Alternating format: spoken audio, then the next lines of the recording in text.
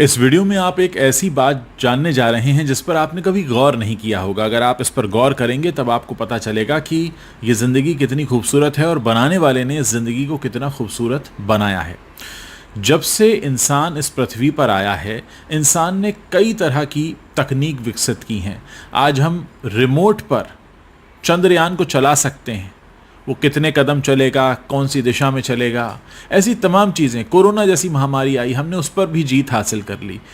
आप सोच कर देखिए कि शायद ही पिछले कुछ सालों में ऐसा कुछ हुआ होगा जिस पर इंसान ने जीत हासिल नहीं की है। कुछ हद तक तो इंसान प्रकृति पर भी कंट्रोल करने लगा है। जब तब पेड़ काट देता है, कभी पेड़ लगा देता है, कभी बारिश करवा देता है। हम सब कुछ करवा पाते हैं, लेकिन एक चीज़ है जो हम कभी न तो जान पाए हैं और शायद कभी हम जान भी नहीं पाएंगे, और वो है कि किसी भी इंसान की मृत्यु कब होगी। बहुत से ज्योतिषी होते हैं, बहुत कुछ प्रेडिक्ट कर देते हैं, लगभग बता सकते हैं, लेकिन एक्यूरेटली कोई बता नहीं सकता। जानते हैं ये एक चाबी ऊपर वाले ने अपने पास क्यों रखी है? क्योंकि ऊपर वाला वाकई नहीं चाहता कि आपको कभी भी ये पता चले कि आप कितने दिन और रहने वाले हैं। क्योंकि अगर आपको ये पता चल जाएगा तो फिर आप हर चीज़ बस निराशा में जाने लगेंगे कि आप उस दिन ख़त्म होने वाले हैं, वो दिन आपका आखिरी होगा, उस दिन के बाद आप किसी से नहीं मिलेंगे, और उस वजह से आपका जो जीवन बचा हुआ है वो भी उस दिन के इंतज़ार में यूं ही घुलता चला जाएगा, ख़त्म हो जाएगा। ये जो ईश्वर का इस चाबी को अपने पास रखना है, ये कुछ ये बताना है कि आप भरपूर ज़िंदगी को जिए और कभी भी ये ना सोचें कि हमारे अंतिम दिन क्या होगा, हमारे जाने के बाद क्या होगा, हम किस दिन ख़त्म होने वाले हैं, कौन सा दिन हमारा अंतिम होगा। आप आए हैं इस दुनिया में, इसको भरपूर एंजॉय कीजिए। जो भी कुछ ईश्वर ने दिया है, ये ताज़ी हवा है, हरे पेड़ हैं, प्रकृति है, बहुत कुछ है, उम्मीदें हैं, सपने हैं, देखिए उम्मीदें हैं, पालिए। क्योंकि जब आप इन सारी उम्मीदों, सपनों, अपनी आकांक्षाओं के आसपास रहेंगे तो ज़िंदगी और धीरे धीरे खूबसूरत होगी। लेकिन ईश्वर आपको कभी भी ये पता नहीं लगने देगा कि कौन सा दिन वो आपका आखिरी है। ज़रा सोच कर देखिए, हो सकता है बहुत से लोगों का आज का दिन ही आखिरी होगा, लेकिन उन्हें पता नहीं होगा।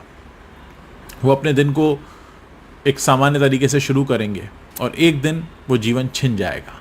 हम में से जितने लोग आज सुबह उठे हैं, हम में से जितने लोगों ने आज सुबह का सूरज देखा है, उनमें से कुछ होंगे जो कल सुबह का सूरज नहीं देखने वाले हैं, लेकिन कोई बात पता नहीं है।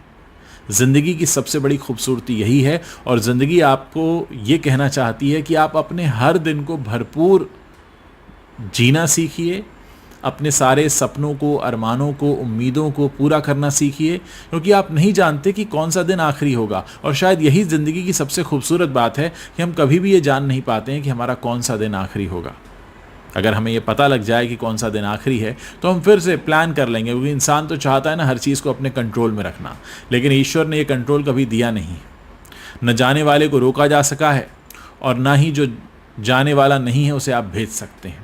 हम कोशिश तो करते हैं, अपराधों में देखते हैं, बहुत कुछ देखते हैं, लोग कोशिश करते हैं कि हम इसको ख़त्म कर दें, इसको हटा दें, लेकिन जब तक ईश्वर की मर्ज़ी नहीं होती वो नहीं होता। और ईश्वर ने आपका आखिरी दिन कब लिखा है आप भी नहीं जानते।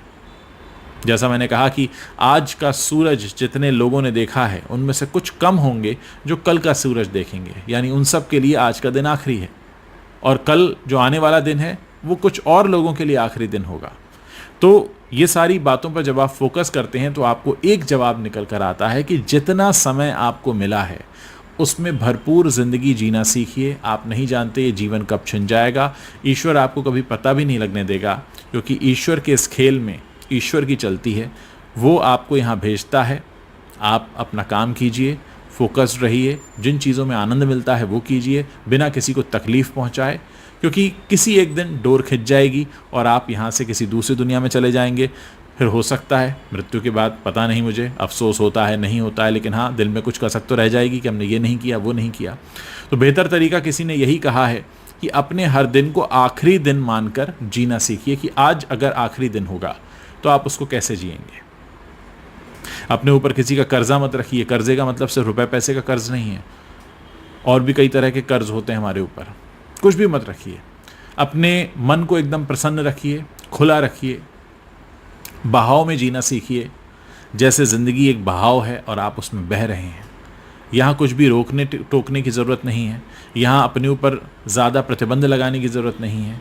प्रतिबंध वहीं तक अच्छे हैं जब आप किसी दूसरे को नुकसान पहुंचाने जा रहे हो, वहाँ पर खुद पर प्रतिबंध लगाइए कि आप किसी दूसरे को नुकसान ना पहुंचाएं। अपनी ज़िंदगी को भरपूर तरीके से जीना सीखिए। यकीन मानिए, हर किसी की ज़िंदगी का एक मकसद है, और एक मकसद जो हम सबका कॉमन है वो है एंजॉय करना। अगर आप ज़िंदगी को बहुत अच्छे से एंजॉय करते हैं, बहुत अच्छे से अपने सारे सपने पूरे करते हैं और नए सपने देखते हैं, क्योंकि जो सपने आप आज पूरे कर चुके हैं तो फिर कल किसको पूरा करेंगे? कल के लिए भी कुछ सपने देखिए, कुछ उम्मीदें पालिए, पर दूसरों से उम्मीद मत रखिए, क्योंकि अगर आप दूसरों से उम्मीद रखेंगे फिर वो पूरा नहीं होगा, फिर आपको फ्रस्ट्रेशन होगा। हालांकि ऐसा होना बहुत मुश्किल है कि आप किसी दूसरे से उम्मीद ना रखें, लेकिन जितनी कम से कम उम्मीद रख सकते हैं उतनी रखिए, क्योंकि ये मानकर चलिए कि हर कोई यहाँ अपनी यात्रा पर है, अपनी जर्नी पर आया है। उसे आपसे ज़्यादा अपनी जर्नी की फ़िक्र होनी चाहिए, और वो है भी आजकल ऐसा। लोग कहते हैं लोग बड़े सेल्फिश हो गए हो। असल में सेल्फिश होने से ज़्यादा मैं कहूँगा कि लोग सेल्फ सेंटर्ड हो गए हैं, अपनी ज़िंदगी को प्रायोरिटी देने लगे हैं। और ये किसी हद तक अच्छा भी है। अगर आप अपनी ज़िंदगी को प्रायोरिटी देंगे, मतलब आप उस ईश्वर का शुक्रिया अदा कर रहे हैं जिसने आपको ये ज़िंदगी दी है, और आप उससे कह रहे हैं कि ये जो आपने मुझे नियामत दी है इसको पाकर मैं बेहद खुश हूँ और मैं इसमें इतने सारे अरमान सजाना चाहता हूँ। ज़रा सोचिए, ऊपर वाले ने आपको अपनी ज़िंदगी बर्बाद करने के लिए तो नहीं भेजा होगा। ऊपर वाला आपसे यही चाहता होगा, आप उसे जिस भी धर्म में मानते हों, कि आप खुश रहें, आबाद रहें, आप बढ़ें, फलें, फूलें, नाचें, गाएं, खुशियाँ मनाएं। ऐसा तो नहीं हो सकता कि ऊपर वाले ने आपको भेजा है कि जाओ शोक मनाओ। ऐसा नहीं होता। आत्मा जो हमारे शरीर के अंदर है उसे सुख चाहिए, शांति चाहिए। सुख का मतलब ये नहीं है कि आपको बहुत पैसा खर्च करके सुख आता है। सुख मतलब शांति, जो एक आत्मीय शांति होती है, जहाँ पर आप एक प्योर एनवायरनमेंट में होते हैं, जहाँ एकदम शांत होते हैं। इसलिए कहते हैं ना मेडिटेशन क्यों कहा जाता है? जब आप मेडिटेट करते हैं तो आप आत्मा की उस अवस्था में पहुँच जाते हैं जहाँ की आत्मा रहने वाली है। आत्मा परमात्मा का ही हिस्सा है और वहाँ सब कुछ शांत है। तो बिना इधर उधर की बातें सोचे हुए ये मानकर चलिए कि अगर ये दिन आपका आखिरी होता तो आप उसे कैसे जीते। ईश्वर ने आपको खुशियाँ मनाने भेजा है। ईश्वर ने आपको ये गिफ्ट दिया है। गिफ्ट जो दिया जाता है वो अच्छी इंटेंशन से दिया जाता है ताकि आप उसे एंजॉय करें। और इसीलिए ईश्वर ने आपको बताया नहीं है कि ये गिफ्ट आपके हाथ में कब तक है। किसी भी दिन ये गिफ्ट छिन सकता है। वो आज भी हो सकता है, कल भी हो सकता है, 2 हफ्ते बाद भी हो सकता है। तो क्या आप चाहेंगे कि इस गिफ्ट का एक भी लम्हा आप बर्बाद करें, किसी नेगेटिविटी में उलझाएं? बहुत बेहतर होगा कि आप अपने आसपास एक ऐसा वातावरण बनाएं जिसमें लोग आपसे भी मिलना चाहें, आपके आसपास के लोग खुश रहें, आप उनकी ज़िंदगी को ख़राब ना करें और ना ही उन्हें अपनी ज़िंदगी ख़राब करने दें। इसके लिए सबसे पहला काम तो यह कि आप आशा करना छोड़ दें, उम्मीदें पालना दूसरों से छोड़ दें। खुद से उम्मीदें रखें, उन्हें पूरा करें, खुद के लिए खुशियाँ सजाएं, क्योंकि आप नहीं जानते, मैं फिर से रिपीट कर रहा हूँ, ये लाइन बहुत पावरफुल है, कि आज का सूरज जितने लोगों ने देखा है वो सारे लोग कल का सूरज नहीं देखेंगे। उनमें से कुछ कम रह जाएंगे। तो जो कम रह जाएंगे उनके लिए आज आखिरी दिन है। क्या आखिरी दिन आप यूं ही व्यर्थ गंवाना चाहेंगे? मैं चाहता हूं कि इसका जवाब आप नीचे कमेंट सेक्शन में लिखें। वीडियो अच्छा लगा हो तो इसे शेयर करें, और अगर आपने पसंद किया है हमारे कंटेंट को तो और भी लोगों को बताएं और भी लोगों को हमारे साथ जोड़ें। बहुत बहुत शुक्रिया।